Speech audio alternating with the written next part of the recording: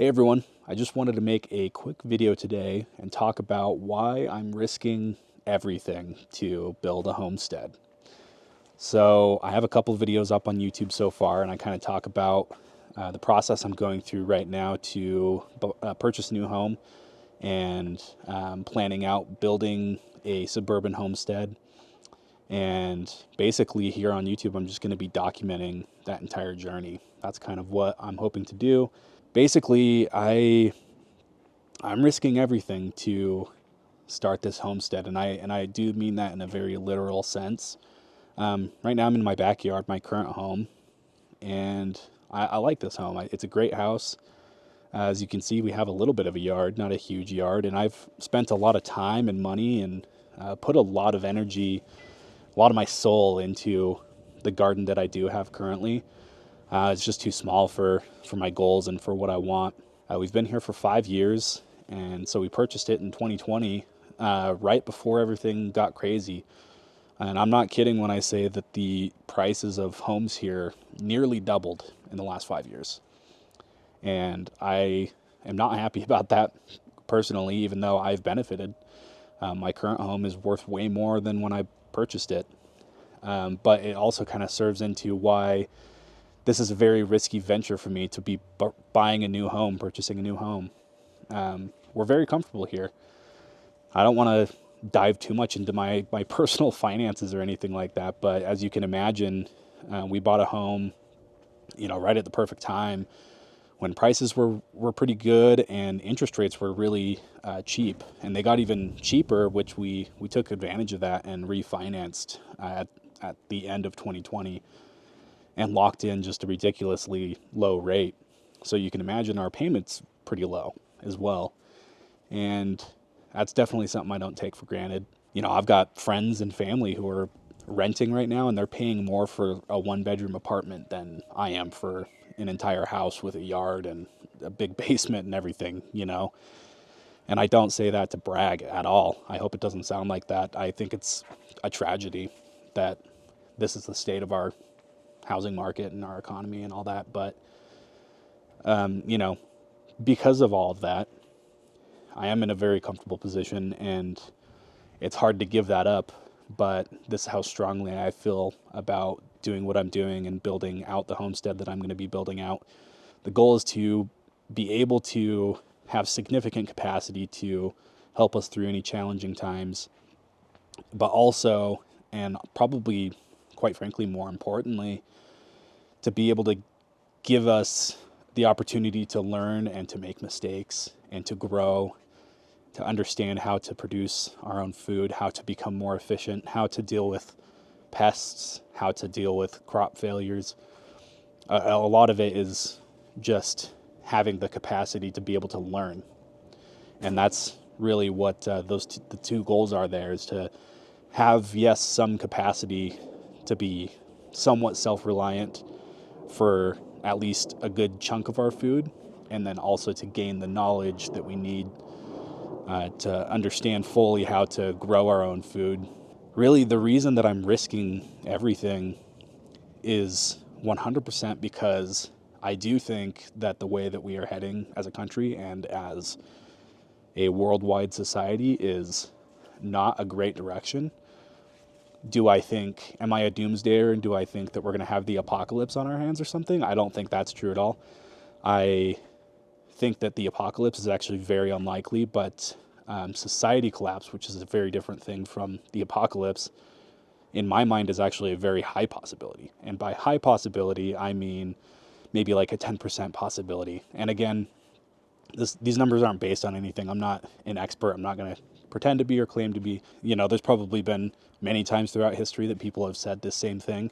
At some point, someone will be right about society collapsing. At some point, that is going to happen, because it's happened all throughout history. You have all kinds of different empires and societies and civilizations collapsing. And I'm not out here to be a doomsdayer, and I'm not a doomsday prepper by any means. But I do think that just looking at reality tells the story. Right now, things are like pretty good, surface level. Like, no one is really suffering. We're all still driving around cars. We're all still, going out to eat at McDonald's and okay, maybe not McDonald's. That's a pretty bad example. I don't like McDonald's, but overall, things aren't terrible right now, but they're very much so on the verge of being terrible. And that's kind of what I am talking about with things being precarious and the entire system as a whole being very fragile. I'm doing a lot of rambling here, but this all kind of comes full circle back to what I'm doing with my homestead, why I'm wanting to do it, why I'm risking everything to do it. And I really am risking it all. I am going to be selling this house that I'm very comfortable paying for right now. And we do have some equity, and so that's a benefit. And I definitely, again, don't take any of that for granted because I'm very fortunate to be in that position. But it's still, we're signing up for more debt. We're signing up for a bigger payment. It is more risky, just flat out. I think I'm well prepared for it. I've prepared the best I can. I've got emergency savings and all kinds of things like that set up in place, prepared for whatever might come our way. But again, I can't totally predict everything, and so it is a risk. And to me, it's worth the risk. I thought long and hard about it. My wife and I, we have a son, and so this decision didn't come lightly, as I now have a different human being that I am responsible for taking care of and making sure that they are fed and that their lives are decent at least.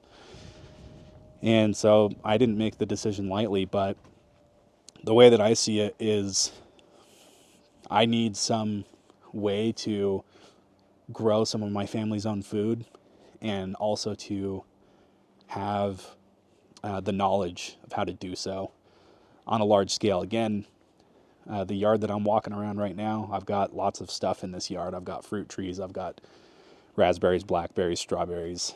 Every summer I'm growing tomatoes and things like that. And so this has definitely been a great stepping stone. And there's a lot of things that I can learn, and I have learned by having this garden.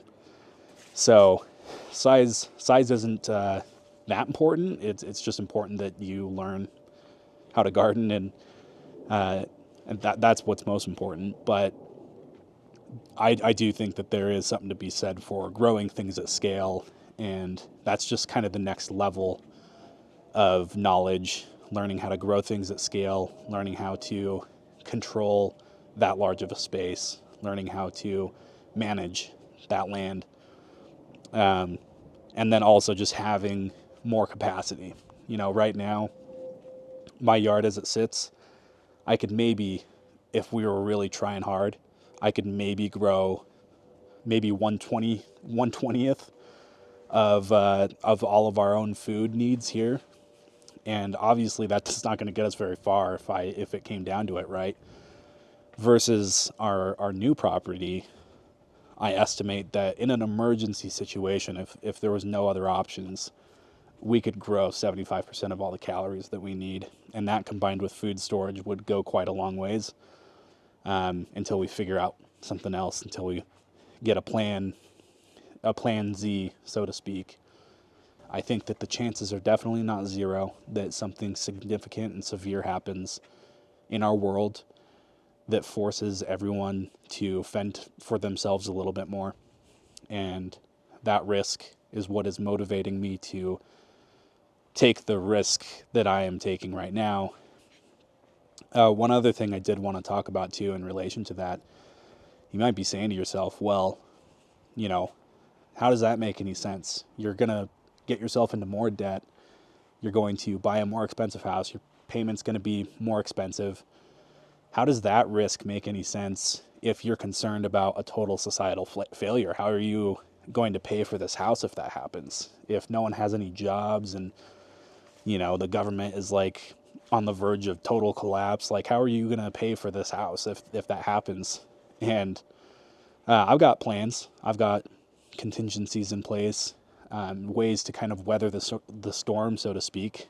I can't weather it forever, but I do have plans in place for that.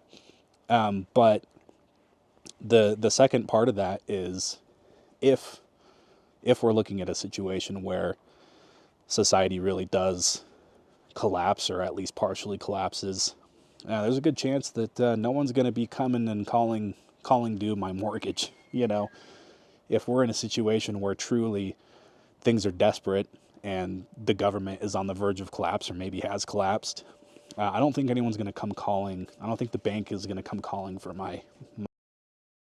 They might not even exist anymore. So I'm probably more concerned about what the in-between scenario looks like. So there's three scenarios: total societal collapse, things could just be totally fine and continue as normal, or the third one, and that's the in-between scenario, where maybe we have something like the Great Depression happen. Maybe it's worse than the Great Depression. Maybe it's equal to the Great Depression. That's probably the scenario that I'm most afraid of, quite frankly, because it's even more likely than total societal collapse.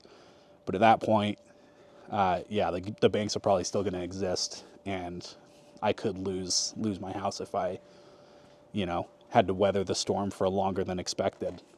And so it's all part of the calculation with moving to this new home, taking the risk that we're taking. I don't want to come on here and come across as some doomsday prepper or fear mongerer or anything like that, because I'm relatively hopeful that things could get better, and I think that they would. Right after you have a collapse, humans always rebuild, societies always repair themselves, and I don't think that we're looking at an apocalyptic scenario by any means. So I hope I don't come across as like a total doomsdayer here. I'm just doing what I can, what I view as important, in trying to prepare myself and trying to prepare my family. And, there's other benefits too. I could get into a whole other video about, how bad our food system is and all the crap that they put in our food. So just for that reason alone, homesteading is worth it. But I'm moving here in about a month. So we're kind of getting down to the wire here, but I'm moving here in about a month, and I'm going to be building everything from scratch, and I'm going to be documenting the entire process. So I hope you'll subscribe and follow along, and, comment down below. I love engaging with the comments, and, I'm excited to see where this all takes me. So we'll see you in the next one.